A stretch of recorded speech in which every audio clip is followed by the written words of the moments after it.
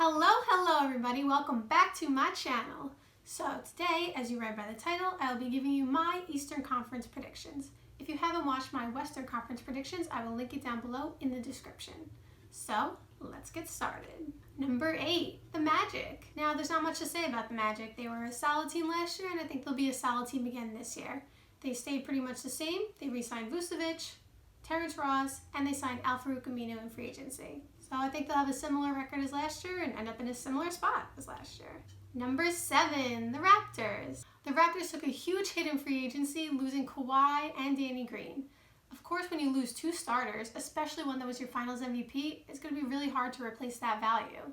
They still have, though, Ibaka, Gasol, Lowry, and Siakam, and others. So they'll be fine and they'll make the playoffs, but they're going to fall down a bit in the rankings. I mean, Lowry's at the tail end of his prime, Gasol is past his prime, and Siakam hasn't even hit his prime yet. So for those reasons, they'll be number 7. Number 6, the Nets. We all know what happened in free agency. KD and Kyrie went to the Nets. But unfortunately, KD is out for the season with his Achilles tear, and those injuries are very hard to recover from. I mean, a lot of players don't come back the same, so we hope that doesn't happen for him, but in the meanwhile, they'll have to play without him. On the other hand, Kyrie will be playing, but he's injury prone. I mean, he already got injured in preseason. It wasn't super serious, and he's going to play, but that's something to keep a lookout for and something to be concerned about because you never know. But they have nice young pieces. LeVert, Jared Allen, and Dinwiddie, who might be my pick for 6th Man of the Year. Stay tuned for my video on my NBA awards. Number 5, the Celtics. People are really undervaluing Al Horford and what he added to that team. I mean, he did everything you want a big man to do. Rebounded, defended, shot the 3, was a leader. Everything that showed up in the box score and didn't show up in the box score, he did for them. And I don't think people really understand that value until it's not there anymore.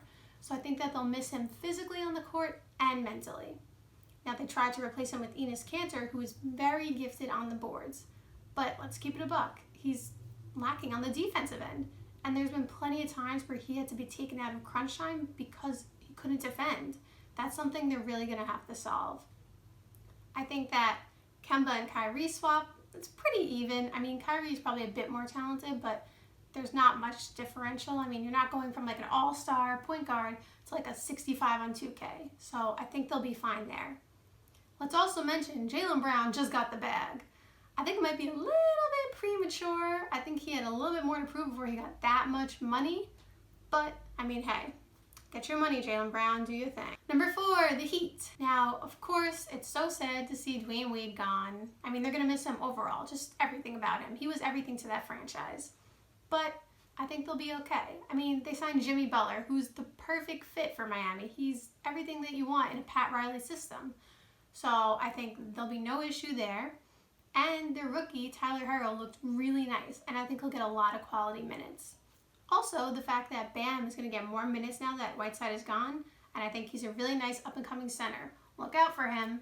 So overall, I think the defense is going to be very nice on that team, and with the East being weaker than the West, I think they'll be able to finish as 4th. Number 3, the Pacers. I don't understand why everyone's sleeping on the Pacers. They finished 5th last year, even after Oladipo went down with his injury halfway through the season. So, I don't know. It just doesn't make sense to me.